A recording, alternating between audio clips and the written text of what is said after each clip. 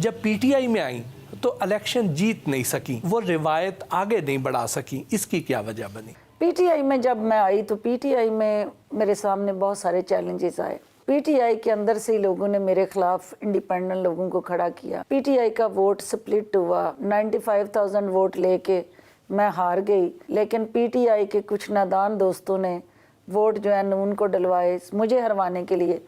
तो मैं हारी, लेकिन मेरा नज़रिया नहीं हारा। मैं हार के भी अपने लोगों के लिए उसी तरह काम कर रही हूँ जो शायद जीते हुए भी ना कर सके।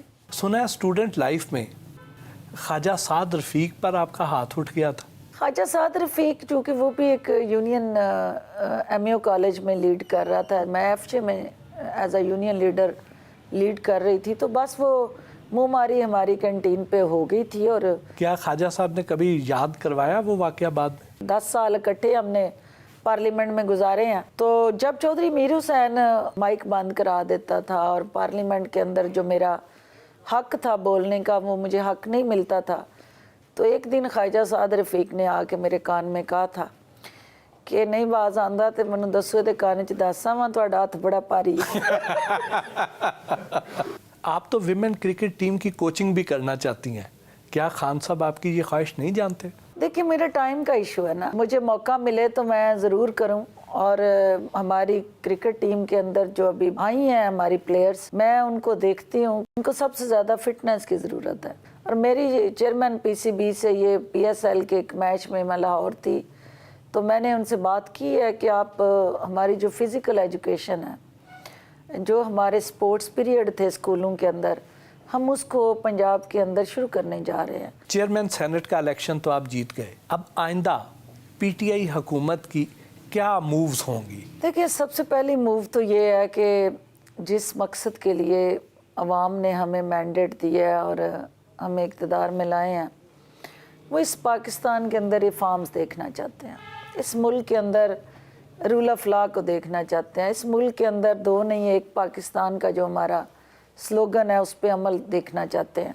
तो हमारी मूव्स जो हैं वो रिफॉर्म्स के साथ जुड़ी होंगी, क्योंकि पार्लियामेंट के अंदर हमारी अक्सरियत नहीं थी, हमारी कोई लेजिस्लेशन हो नहीं पाती थी क्योंकि सेनेट में जाके रुक जाती थी।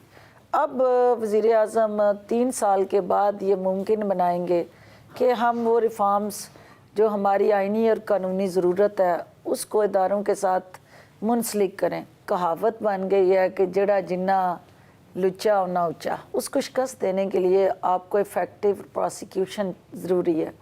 हमारा प्रोसिक्यूशन और इन्वेस्टिगेशन सिस्टम बहुत पुअर है, जिसकी वजह से जो चोर लुटेरे और डाकू हैं वो विक्ट्री के निशान बनाते हुए जेलों से बाहर आते हैं, गले में फूलों के हार डाल के अपने ऊपर वो पत्तियां निछावर करवा रहे होते हैं जैसे वो हज करके आए हैं। एक्चुअल जो गुनाहगार हैं उनको सज़ाएं दिलवाना और जो बेगुनाह कैद है उनको रिहाई दिलाना, ये हमारा मकसद है और इसी को हम आगे लेके चलेंगे।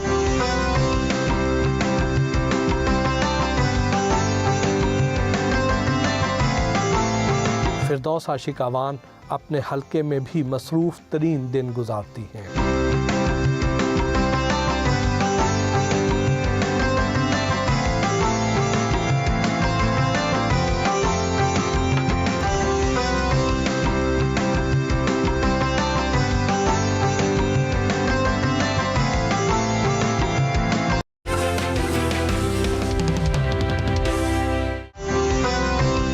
डेरे पर उनसे खुशगवार गुफ्तगू हुई। आप भी खातून हैं, मरियम नवाज़ भी खातून हैं, लेकिन आप जब उनके बारे में नए नए अलकाबात और बड़े तंज़िया किस्म के जुमले लेकर आती हैं, इतनी वोकैबुलरी कहाँ से ले आती हैं? मेरा और उसका मुआवजना कोई नहीं है, क्योंकि वो सोने का चमचा मुंह में लेके पैदा हुई। उसने आज अगर नवाज शरीफ का नाम उसके नाम से हटा दें तो उसके पल्ले कुछ नहीं है, क्योंकि जो मिनरल वाटर पी के और बाहर के इम्पोर्टेड पानी पी के जवान हुए हों और जो मखमल के बिस्तरों में सोए हों और जो लूट मार के पैसे से जिन्होंने याशियाँ की हों, उन्हें कौम की मुश्किलात का क्या अंदाज़ा है। वो आए किसी एक दिन देहात में 1 घंटा गुजार जाएं तो मैं समझूँ कि वाकई वो कौमी लीडर है।